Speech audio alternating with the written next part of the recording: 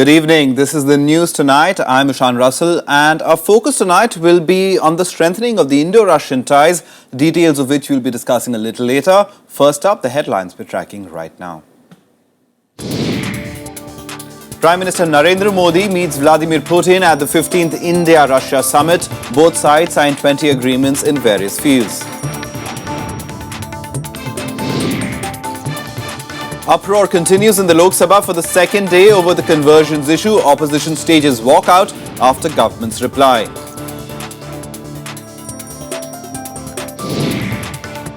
Protests in the Rajya Sabha over reports of a ceremony to order Nathuram Godse. Government says it disapproves of such events.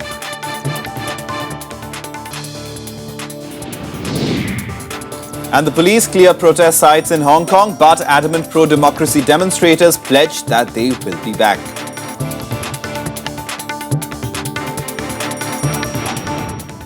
For the top story tonight, Russian President Vladimir Putin attended the 15th annual India-Russia summit in Delhi today. Terming the talks with Prime Minister Narendra Modi successful, Putin said Russia was highly appreciative of the friendship, trust and mutual understanding it had with India. The two sides signed 20 agreements in various fields. These include an agreement to build 12 more nuclear reactors in India by the year 2035. India reciprocated by reiterating that Russia would remain its top defense supplier. Times have changed. Our friendship has not. Now we want to take this relation to the next level, and this visit is a step in that direction. This tweet from Prime Minister Narendra Modi Wednesday night set the tone for Russian President Vladimir Putin's India visit, and the camaraderie was visible as the two met. India reaffirmed the commitment to its relationship with Russia, saying that Russia will remain India's top defense supplier, even though New Delhi's options had improved since the end of the Cold War. Even as India's options have increased today, Russia will remain our most important defense partner. The two sides have signed 20 agreements in all in the fields of oil, gas, defense, health, investment, mining, media and wind power. Among the more important ones is Russia agreeing to build at least 12 nuclear reactors in India by 2035. Russia will also boost the Make in India campaign by manufacturing advanced helicopters here. Today, we have outlined an ambitious vision for nuclear energy of at least 10 more reactors. It will have the highest standards of safety in the world. И взаимопониманием с Индией. Будем делать все для развития российско-индийского партнерства на благо наших двух великих держав. The two sides also admitted that trade between the two countries has dwindled in the last few years. In a bid to correct this, India and Russia are working on a free trade agreement. Практические меры по диверсификации взаимной торговли и дальнейшему наращиванию инвестиций. Условия стимулировать компании наших стран к более тесной взаимной совместной работе. Активнее переходить на использование национальных. Putin's India visit comes at a time when Russia finds itself being increasingly isolated internationally over the Ukraine crisis. Even though there was some uncertainty over the old ties, it has all been laid to rest by the Modi government. The new leadership in India is less interested in geopolitics and more in jump-starting the economy as soon as possible. And with the Russian economy too in trouble, this looks like a match made in heaven. With inputs from Akhilesh Suman, Bureau Report for Rajya Sabha TV. And to talk about this important visit, we are joined by Mr. Rajiv Degraw. He is, of course, a former ambassador, career diplomat, and has served in various capacities in the Indian diplomatic establishment. Thank you very much for coming in, Ambassador Degraw. First, very simply, how would you rate this visit? I mean, both India and Russia, yes, reviving their ties, but in terms of successes or takeaways, defense and nuclear, the big talking points, but how would you rate this visit? Well, I think both sides have reason for satisfaction, and that is why the broad smiles on the faces of the two leaders, both Mr. Putin, who normally does not smile easily, and Mr. Modi, who normally smiles easily, both were broader in their smiles. So I think it's a good sign that Russia and India have sort of resolved not to take into serious account what America had said a couple of days back, Yes. that India should go by the sanctions that America wishes to impose. So they have taken that into account and yet decided that Russian-Indian ties must be on a firmer basis and must be on a broader front. And I think that is how it should be. So I think it's a positive sign that they've decided to go ahead and build a stronger relationship. All right, sir, but as far as what Prime Minister Modi said is quite interesting. He said that even if India's options have increased, Russia remains our most important defense partner. Given the fact that over the past few years, India has moved closer perhaps in terms of defense procurement to other countries, take Israel or the US, this sort of revival of ties in the defense sector, what do you make of that?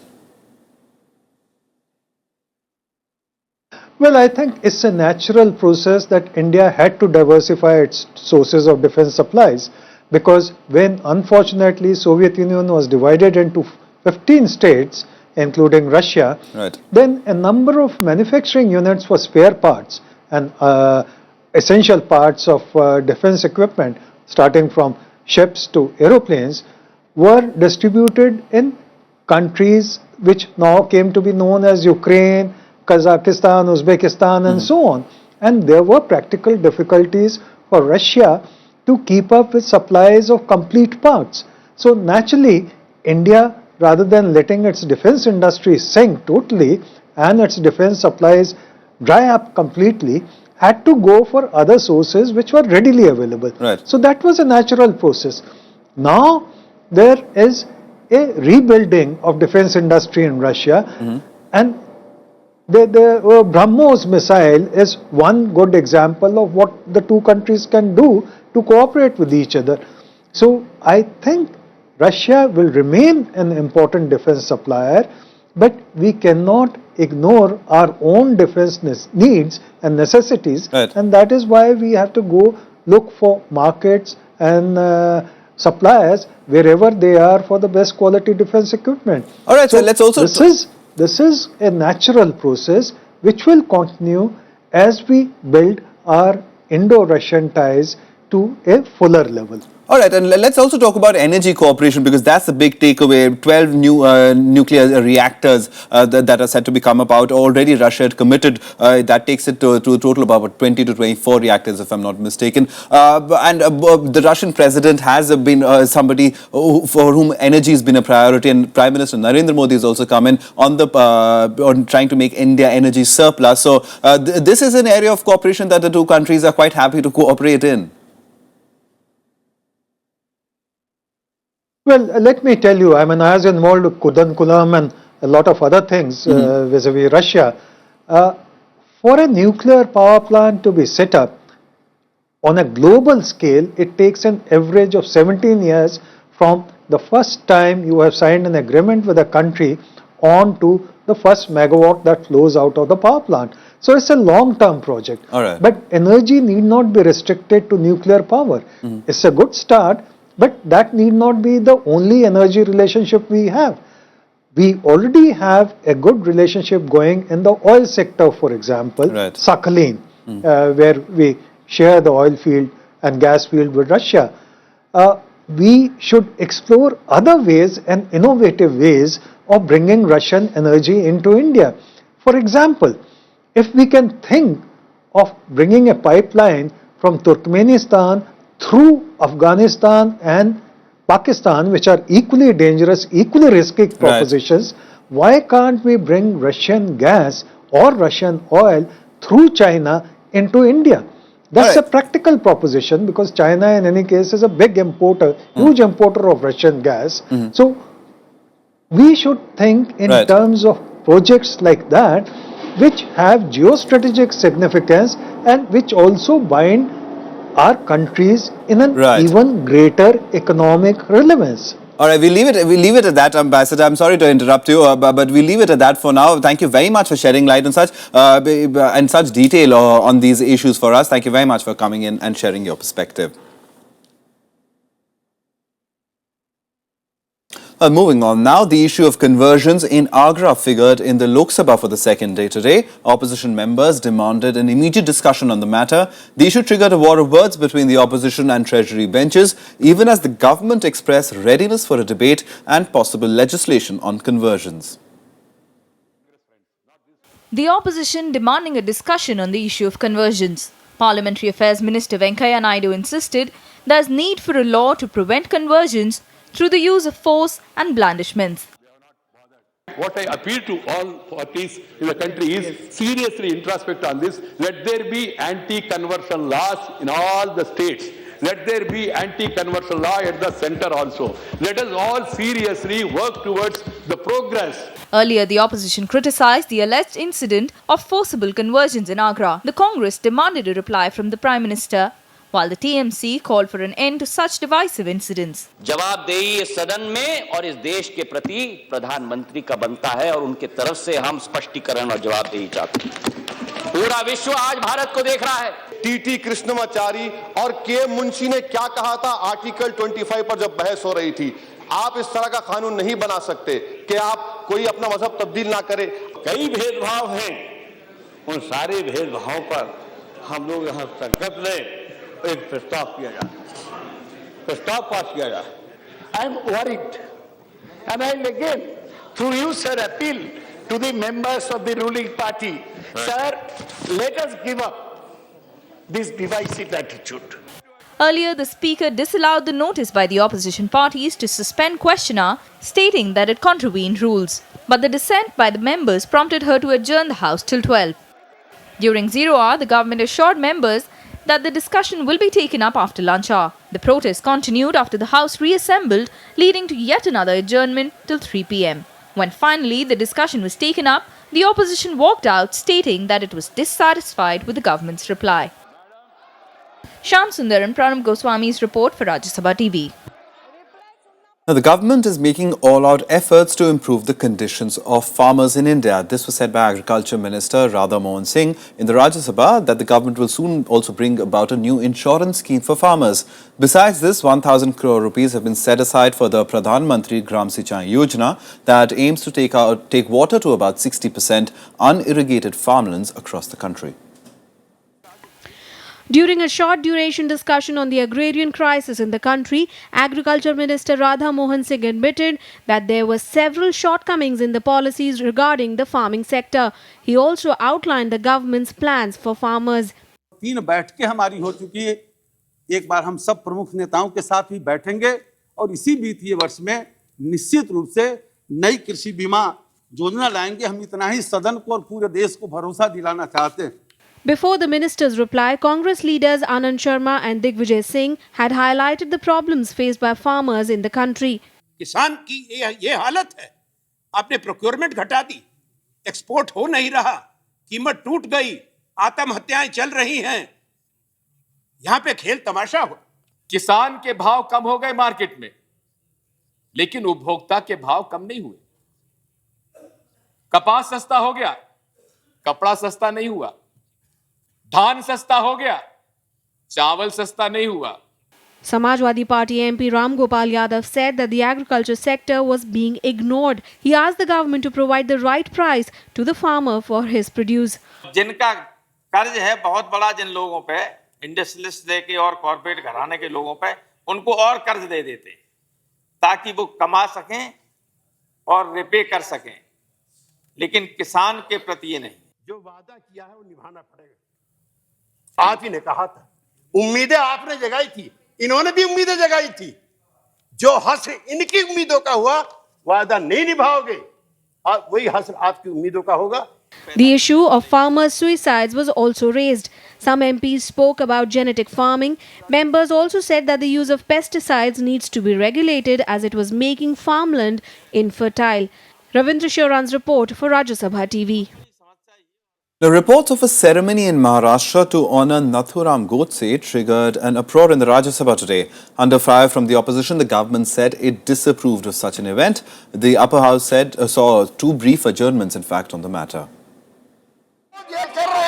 During 0 hour, Congress's Hussain Dalwai alleged that right-wing groups celebrated the birth anniversary of Nathuram Godse as Shaurya Divas. Dalwai claimed that some religious leaders and former MLAs were also among the invitees.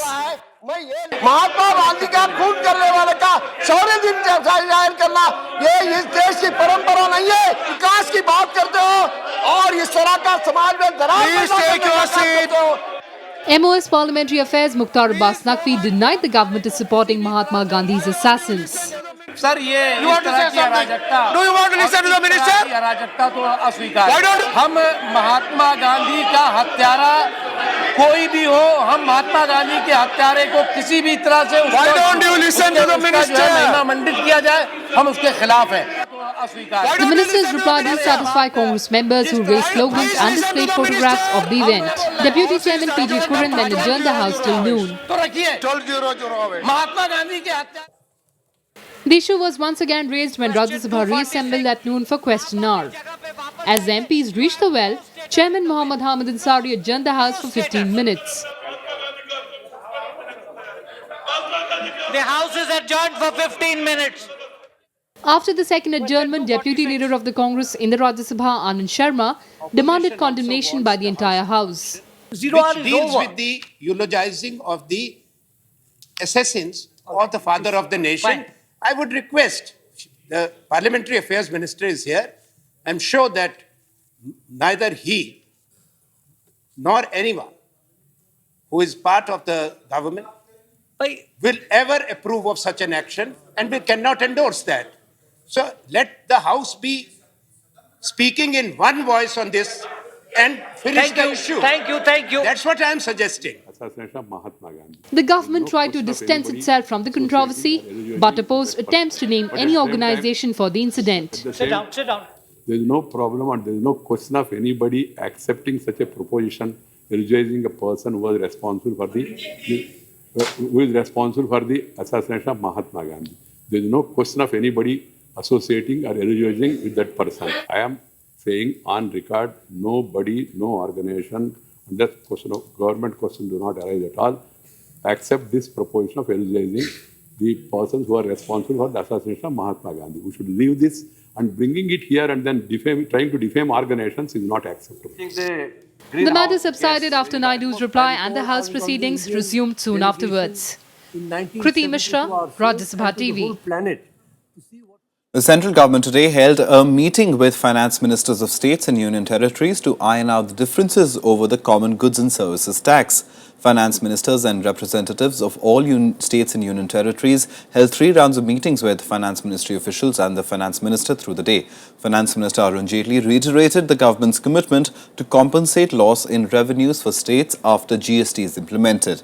However, the chairman of Empowered Committee of States says at least 3 major issues still remain. They include keeping petrol products out of the tax ambit, excluding entry tax, and a constitutional guarantee that says states will be compensated if they lose revenue after GST is implemented.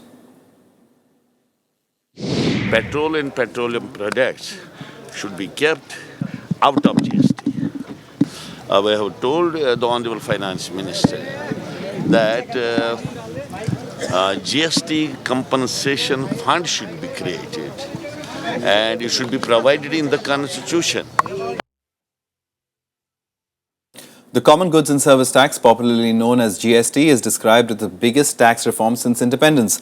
It will subsume most of the indirect taxes like state VAT, central sales tax, central entry tax, and like octroi or chungi, and service tax in one common tax. But lack of political consensus came in the wake of implementing it by the previous UPA government. Now, President Pranab Mukherjee's book on Indira Gandhi era was released online today on his 79th birthday. The book throws light on various events during her prime ministership, including the emergency years. Indira Gandhi was assassinated in 1984. The 1975 emergency was an avoidable event. That's the opinion of President Pranab Mukherjee, who feels it was also a misadventure for which the Congress and Indira Gandhi had to pay a heavy price.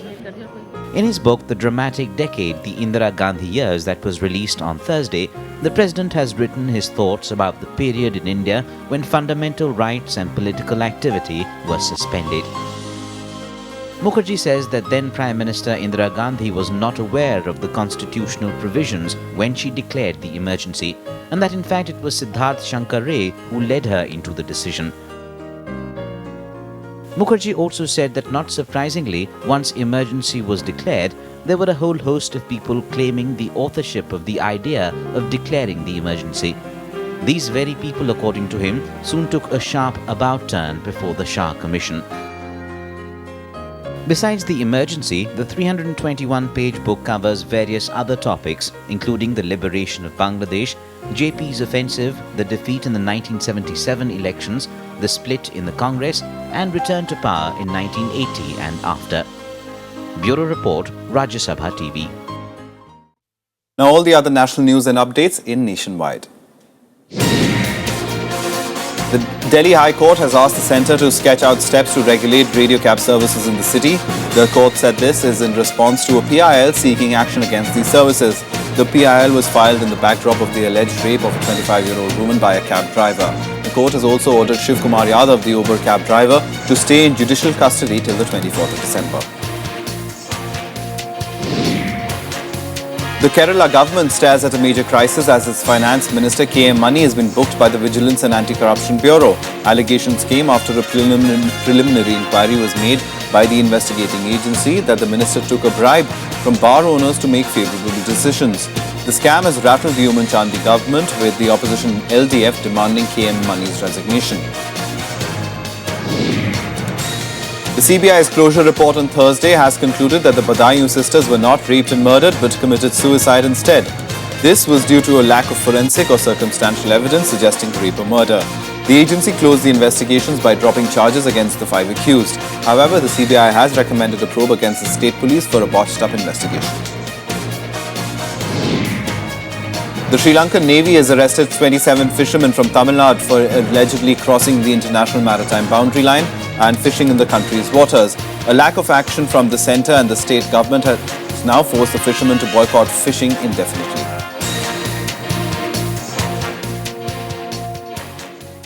Well, we'll take a very quick break right now, but coming up on the other side, all the news from day 3 of the Adelaide Test, where Virat Kohli shone in his debut as captain.